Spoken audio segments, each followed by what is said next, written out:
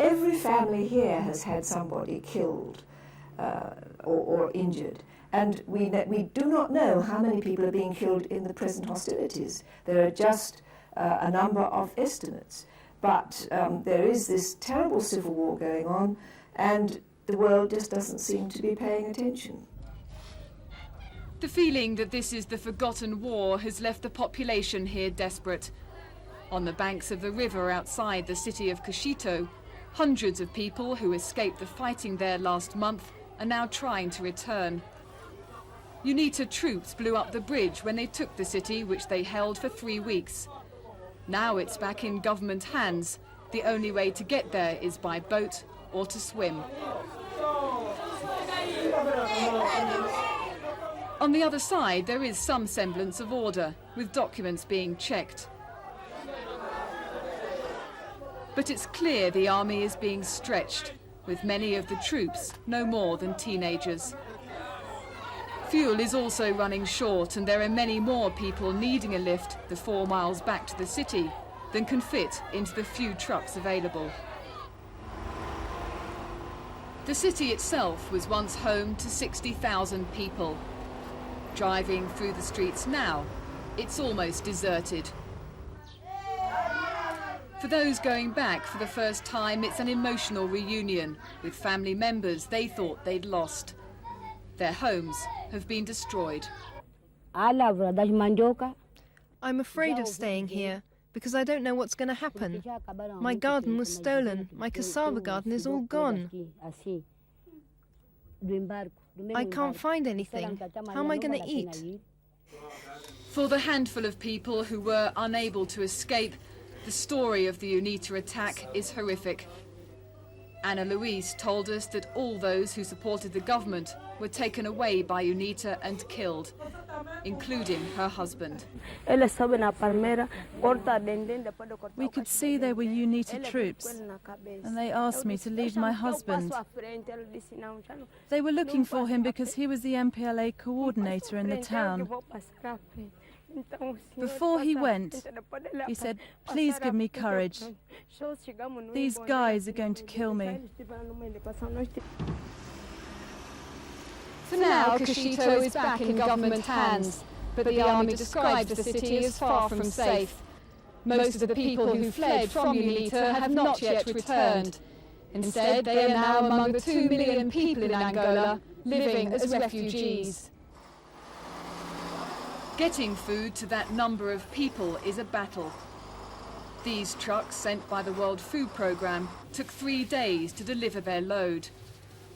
200 tons of maize, rice and cooking oil, destined for refugees, many of whom have walked for days to get to this base in Dondo. When we went to visit one group camping in a deserted hotel, it was clear that even though the food had arrived, it wasn't being given to them.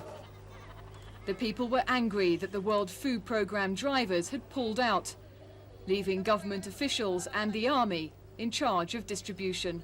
It's unfair the way they are distributing the food, because they are giving food to people once a month. They say they give once a week, but they give once a month, and sometimes they just forget about people because they use that food to give to some officials who are here. There's further criticism of the government when it comes to health care. Cholera is the main disease here, which has claimed more than 50 people in the past few weeks. Most of the victims die in the camps, with no medical help at all. There are just 3 nurses left in the local clinic. The doctors ran away to Luanda last October, when the war broke out. Even though medical care is free in Angola, there's no equipment, and the nurses admit there's little they can do. 100 yards up the road, though, there is plenty. Food aid is openly being sold at the market, along with medical drips and syringes. The people here also say that large amounts of the aid go straight to the army. If this is true, that the aid that is supposed to be going to the people is going to the army, that's wrong. But there are programs of the government that are oriented in the sense of supporting the army. The army has to be supported. The army is defending the people. So one of the priorities of our recent budget is in fact to support the army and to give all the efforts to support the army. That's true. Those efforts are proving costly, and whereas 6 months ago government money was beginning to be used to rebuild Angola and the capital Luanda, now it's all going to fighting the war. As confidence in a peaceful settlement dwindles, inflation is running at 1,000%. The local currency is virtually useless and openly exchanged for dollars on the street. The only area to thrive is the black market, where anyone with dollars can buy anything. It's difficult to be optimistic. On the other hand, both sides, I think, are aware, and certainly they have said this publicly and to me, and there's no doubt in my mind about it, there is no military solution possible. I mean, this could go on, the fighting could go on for a very long time. Eventually, both sides are going to have to come back to the negotiating table. So it makes much more sense to come back to the negotiating table now and to try to cut short all of this suffering. But for now, a military option is the only one being followed in Angola. And a country which is potentially one of the richest in Africa seems destined for another long period of civil war.